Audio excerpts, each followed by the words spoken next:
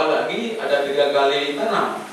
Sudarlun calon gubernur Aceh nomor urut 6, Irwandi Yusuf, meminta pihak kepolisian untuk lebih proaktif menuntaskan segala bentuk kekerasan yang terjadi jelang Pilkada 2017.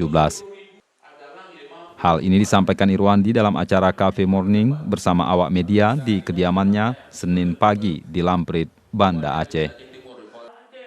Irwandi menyebut pengerusakan ataupun penembakan sudah masuk dalam pidana umum, sehingga polisi diharapkan bisa menuntaskannya. Mantan Gubernur Aceh ini juga meminta polisi tidak serta-merta menyebut pidana-pidana tersebut sebagai tanggung jawab pihak Panwasli.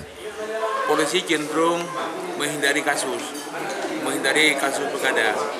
Soalnya semua yang pelanggaran atau kriminal dilakukan masa pilkada selalu dikaitkan dengan pilkada dan menjadi tanggung jawab Panwasli. Jadi karena dikatakan pewenang Panwasli, polisi nggak mau ikut turun tangan.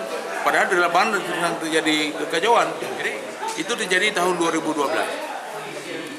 Tak ada satu kasus pun yang sampai ke pengadilan. Dari Banda Aceh, Reza Munawir, Serambi On TV.